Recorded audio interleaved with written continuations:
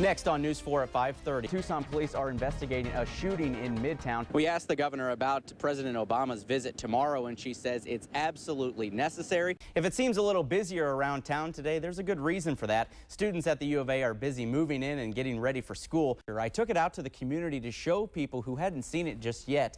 It's amazing what just one picture can do and mean to a community. When medical marijuana was approved by the voters, there were a lot of people wanting to get their hands on some, but at the same time, there were others waiting to cash in on it. The biggest challenge these crews are facing out here is definitely the winds, and that's actually why it's so dark, because the smoke is just sitting down right on top of us. Right now, investigators are starting to make their way up the mountain, and it is extremely rough terrain. So when you drink just one of these, it's like drinking about 5 of these. Next on News 4 Tucson at 5:30, an effort to help out the community, all part of United Way's Days of Caring. Hometown Heroes Salute, honoring Arizona's service members who've served their country. And Mark Kelly begins a new chapter in his life today. News 4 Tucson at 5:30 starts right now. Live, this is News 4 Tucson at 5:30. Good evening, everyone, and welcome to News 4 Tucson at 5:30. I'm Greg Dingrando. We'll have more on the Days of Caring in a moment, but first we begin tonight with breaking news. The latest developments with the controversial Rio Nuevo project. Late yesterday afternoon, the Rio Nuevo Multi-Purpose Facilities District filed a notice of intent to sue the city of Tucson over Rio Nuevo. So what does this mean? Well, it's the first step in the process of actually filing a lawsuit against the city. Rio Nuevo has a long and tethered history. Audits are being done to determine if there's been any criminal wrongdoing with financial affairs. The FBI has their own investigation going on. A lot of money has been spent, but many people believe there's not much to show for it. One city council member wants the audits and investigations completed to find the guilty parties. We'll have more on this developing story tonight on News 4 Tucson at 10. Well, not exactly the greatest forecast for the club crawl that starts tonight and all the haunted houses that just opened up this weekend. Although the haunted houses have the roofs over them, so... Well, yeah, so maybe that's the place to be. That is the place to be, but yeah, club crawl probably going to need the umbrella tonight. Wouldn't put it away either. I think we're going to need it over the next 72 hours live. A national effort to help those in need is underway. Across the nation, United Way's Days of Caring brings volunteers together to help out in the community. News 4's Jeff Westlake has the story. Hometown Heroes. Today we said thank you to all of the airmen from Tucson who have served in Iraq and Afghanistan. The Hometown Heroes salute ceremony was held today at Tucson International Airport. The 162nd Fighter Wing of the Arizona National Guard is based at the airport. Since September 11th, the 162nd has deployed hundreds of guardsmen to fight overseas, and today was a day to honor all of them. Very honored. I'm very honored.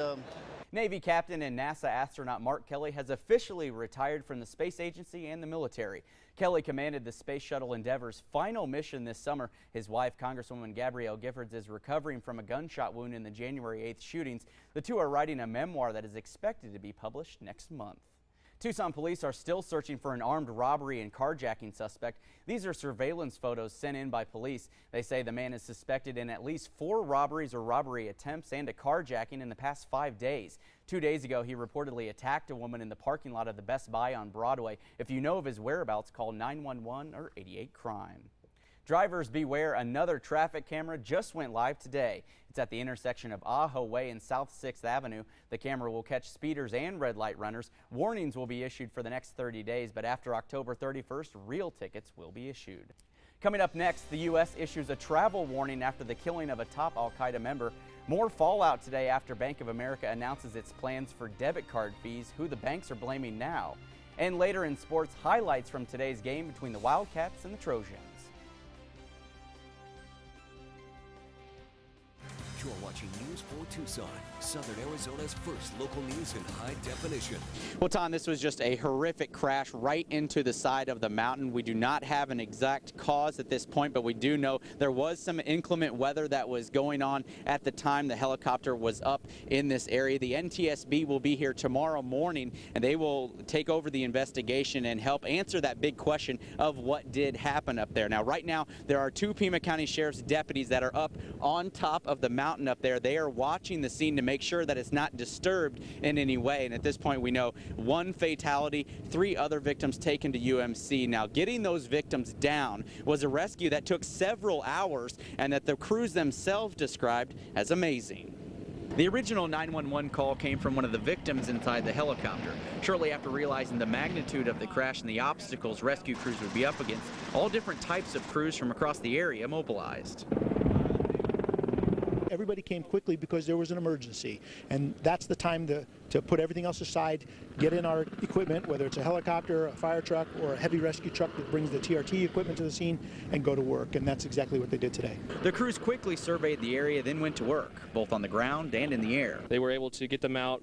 Davis Monthan provided their helicopters up there. They used a basket to lower it down, extricate the individuals out, bring them down to waiting ambulances, and then another chopper was there to take them and transport them to the hospital. But the victims weren't the only ones at risk. Crews say the helicopter was teetering on the edge of the mountain, then the rough terrain and heavy wind only made it worse. If there's ever a scene where you felt like you were in danger, this was it. But even with the treacherous and dangerous conditions on the ground, he says the real credit should go to those in the air. The PJs were amazing. They did exactly what they do, and without them, we'd still be up there. Once back down the mountain, that's when crews say it all started to hit them, that they had just lost one of their own. Well, Christy, based on the people that came out, it was certainly an emotional funeral inside, as you would imagine. Many people say that it was the father's remarks about Christina that was certainly the most touching part. Outside the scene here along the street, something that was almost just as touching. Friends, classmates, Tucsonans, Americans, nearly all dressed in white, standing shoulder to shoulder. Rumors of protesters brought many out, including some of Christina's personal little angels. This is about protecting our family, showing the community and united fronts in wake of one of the largest tragedies in American history. Our community is united, and we're responding in a positive, beautiful, loving way. I heard that there was going to be a protest, and I don't know if they're here or not, but they are outnumbered.